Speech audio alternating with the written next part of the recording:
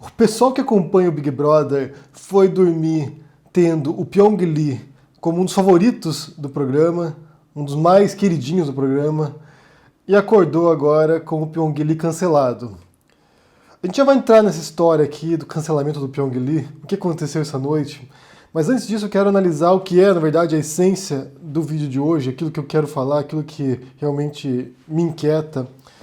Quando anunciaram ano passado que esse Big Brother seria com influenciadores digitais, ou com uma parte dos influenciadores pelo menos, o meu agente no Brasil, que eu tenho um agente no Brasil, que é o Cris Catupiry, que é um cara que saca muito do negócio, representa vários youtubers, vários influenciadores no Brasil também, ele fez uma série de publicações no Twitter se indagando que tipo de influenciador iria para um programa como esse. Quem poria sua carreira em risco, quem poria sua reputação em risco para participar do Big Brother. Então ele imaginou que só teriam pequenos influenciadores, pessoas que não têm um público tão grande assim. E de repente você tem dois grandes influenciadores, que era o Pyong Lee e a Boca Rosa. A Boca Rosa, recentemente, ela se envolveu num escândalo tremendo ali, porque ela estava fazendo uma campanha de emagrecimento com um produto, e numa entrevista que ela estava dando, ela vai lá e revela, em off, na verdade, porque ela não sabia que estava sendo gravada, ela revela em off com a mãe dela, uma conversa com a mãe dela, que ela tinha feito uma lipoaspiração.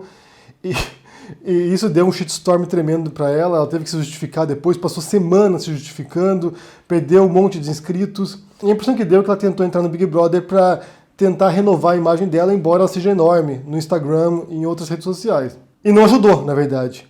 A participação da Boca Rosa no programa, nessa semana passada ela perdeu 300 mil inscritos, porque na questão do machismo no Big Brother, do grupo de homens se unindo para expulsar as mulheres, para fazer com que as mulheres traíssem seus namorados com eles lá, para se queimarem fora da casa, ela ficou do lado dos homens. Então foi alguém que tentou reverter a imagem e acho que piorou bastante a imagem dela no Big Brother. E outro que também tem um grande público é o Pyong Lee, como disse, era um dos queridinhos da casa, e agora, dessa noite passada aqui, ele cometeu assédio no programa, com duas mulheres diferentes lá dentro, duas participantes diferentes, já estão pedindo que ele saia com a polícia também. Recentemente teve o caso do Patrick, que eu falei aqui também. Na sexta-feira passada agora foi para a delegacia prestar depoimento. O Pyong Lee tem uma esposa grávida que está quase dando à luz a criança, estava de 9 meses. Ou seja, alguém também que se queimou bastante. Alguns dias atrás você tinha o Cris Catupiry e o Felipe Neto conversando na internet sobre isso, falando que tinha uma pessoa na casa, que eles conheciam os podres dessa pessoa e que eles não falariam sobre ela, mas que em algum momento estouraria o escândalo e aí sim as pessoas descobririam quem realmente essa pessoa é. E aparentemente é o Pyong Lee agora, com esses dois casos de assédio essa noite. E a dúvida fica, gente, que é a dúvida que o Cris propôs ano passado. Quem se sujeitaria a entrar num programa desse sabendo que pode destruir sua carreira? Que pode destruir aquilo que levou anos para consolidar? Porque você se tornar um influenciador, gente, é muito complicado, é muito difícil. Como qualquer outra carreira, na verdade, para que as pessoas passem a te ouvir, prestar atenção naquilo que você tem para dizer, você tem que primeiro conquistar a atenção delas. E é muito difícil você fazer isso quando você tem uma disputa infinita de pessoas. É muita gente disputando o mesmo espaço, e não há espaço para todos, na verdade. É quase o mesmo dilema, de maneira diferente, mas é quase o mesmo dilema de um jovem que quer entrar no mercado de trabalho. Para você entrar no mercado de trabalho, as pessoas pedem experiência. Só que para você ter experiência, alguém tem que te dar um trabalho primeiro. Então você fica naquele impasse. Como é que eu vou conseguir provar para as pessoas que eu sou bom naquilo que eu faço, sendo que eu nunca fiz isso aqui antes?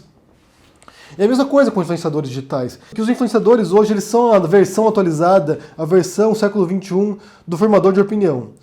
A diferença é que o formador de opinião é a pessoa que tem uma opinião para dar. É alguém que tem algum tipo de embasamento para dar opinião. Influenciador pode ser qualquer um, na verdade. Pode ser alguém que faz slime na frente da câmera. Só que a diferença é que tem um grande público e influencia esse público. Para você se consolidar como influenciador, você tem que conquistar a atenção das pessoas. Isso é extremamente difícil. Isso é imprevisível, na verdade. Porque você pode vir aqui, fazer um canal no YouTube durante anos e não ter visibilidade. Não conseguir chegar ao público. Porque o algoritmo é um mistério. Como o YouTube seleciona quem vai crescer e quem não vai crescer é um enigma. Não existe regra, não existe uma fórmula. Você não tem como dizer assim, olha, se eu pegar aqui um equipamento profissional, luzes profissionais, fizer um estúdio para mim, eu vou gravar esse negócio e vai fazer sucesso, você não tem como garantir. Porque não tem fórmula. Você pode estar com o celular seu gravando, falar uma besteira e isso estourar na internet, viralizar.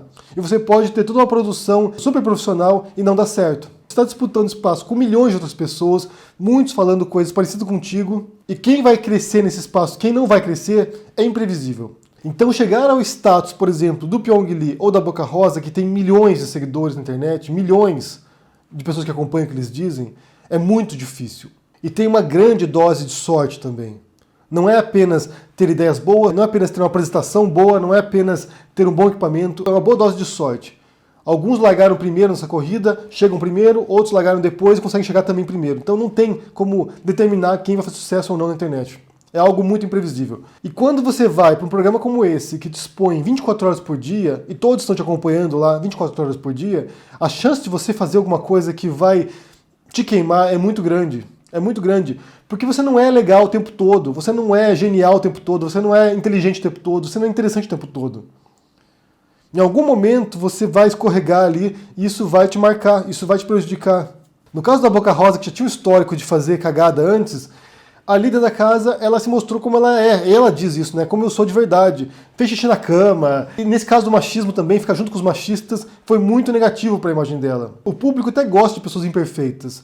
A questão não é ser perfeito ou não, mas a questão é que certas imperfeições não são perdoáveis. E no caso desse Big Brother em particular, o tema que tem perpassado todo o programa agora é do abuso. Tanto que você teve o caso do Patrick ali, como disse, que foi para a delegacia semana passada. E de repente você tem uma noite ali de bebedeira, eles estavam completamente bêbados, e o Pyong Lee vai lá, passou a mão na coxa de umas participantes e depois pegou na bunda de outra. Tentando beijar à força uma. Então, assim, foi um negócio bem estranho ali, o pessoal na internet ficou indignado. Pessoas que estavam torcendo para ele, apoiando o Pyong Lee, dizendo que era um dos únicos homens que prestavam na casa, e agora você tem evidência que, pelo menos bêbado, ele não sabe se comportar. E não tem justificativa, na verdade. Não dá pra dizer assim, ele estava bêbado, então ele não se controlava. Porque se ele bebeu demais é porque ele não se controlava de qualquer maneira. Não dá pra tentar justificar por causa da bebida. Isso é um péssimo argumento, na verdade. Isso é um péssimo argumento. E certamente agora ele vai perder uma boa parte do apoio que ele tinha. De pessoas que admiravam a carreira dele, que ele estava se revelando ser. Alguns diziam, inclusive, que o Pyong era um exemplo de um bolsonarista que não era escroto. Bem, aparentemente isso caiu também, né? Aparentemente isso já foi contestado agora. Mas como eu disse, esse lance de você consolidar uma imagem na internet é algo que você seleciona o que você vai dizer, né? Você vem aqui, você faz um recorte da sua vida, daquilo que você é, daquilo que você pretende passar para os outros. Em muitos casos, na verdade, a pessoa que você vê, a persona que você vê na câmera não é exatamente a pessoa real do outro também, né? É um personagem criado para estar aqui. Então você assiste uma pessoa no YouTube durante anos, e quando você conhece a pessoa na vida real, ela é muito diferente. Porque é um recorte da pessoa. É aquilo que ela quer mostrar para você. E para você consolidar a confiança das pessoas, demora muito tempo. É muito trabalho para você elaborar essa persona. É muito trabalho para você vir aqui e criar uma reputação para si. E para você perder essa reputação, é um segundo, é um deslize. Basta uma derrapada que você destrói aquilo que você construiu. É muito difícil criar confiança, é muito fácil perder a confiança das pessoas. Ainda mais quando você envolve uma questão tão complicada e tão polêmica quanto o abuso. Já é o tema que tem permeado o Big Brother 2020. E daí você vem lá, essa pessoa que se mostrava uma pessoa legal, gente boa, não sei o quê, e vai lá e faz isso.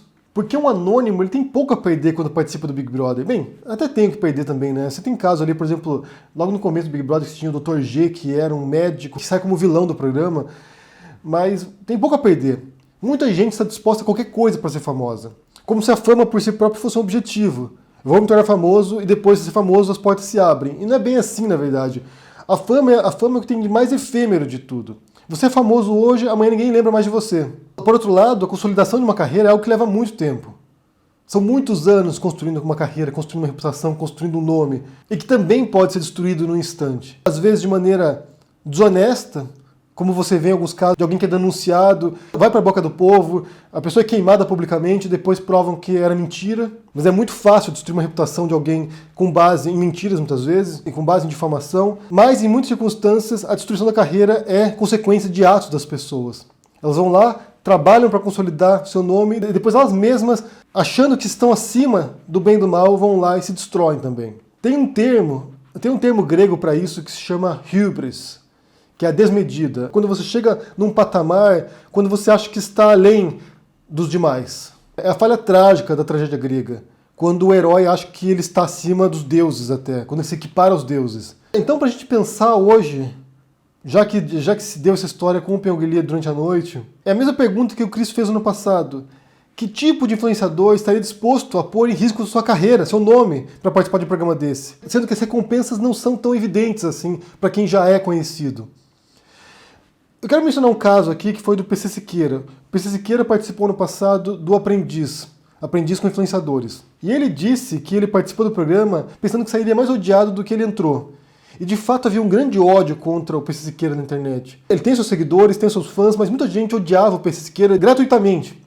Então ele participou do programa e lá ele conseguiu provar que ele é gente boa pra caramba. Então muita gente passou a acompanhar o PC Siqueira depois do Aprendiz. Foi um modo para ele reverter a imagem negativa que foi sendo criada contra ele de maneira gratuita. Simplesmente porque ele é alguém progressista que fala um monte de coisa na internet, muita besteira no sentido de comédia mesmo, de tirar sarro. Isso foi gerando uma imagem negativa para ele. Então participar de um programa como Aprendiz, para ele foi positivo, porque ajudou a reverter essa imagem. Mas no caso do Pyong e da Boca Rosa, a repercussão agora tem sido muito negativa. E será negativa para o Pyong agora. Hoje, provavelmente, você vai ouvir muito falar disso. E mais uma vez a gente entra na questão do cancelamento também.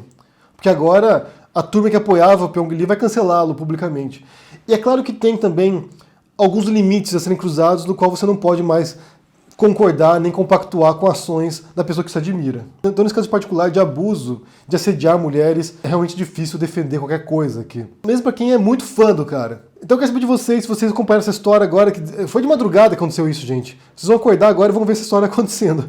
O que vocês pensam sobre essa história aqui do Pyong Lee assediando mulheres no Big Brother? Sobre essa questão da visibilidade, da fama também. Se vocês acham que vale a pena lutar pela fama em particular, como se isso fosse um atributo a ser valorizado. Eu acho que é totalmente efêmero, gente. Fama é algo assim que mais tem de falso, de artificial e de pouca duração. Me digam o que vocês pensam aí no comentário, deixe joinha, assine o canal, ajude no apoio, a gente se vê por aí. Abraço e até mais. E um bom domingo para vocês. Tchau!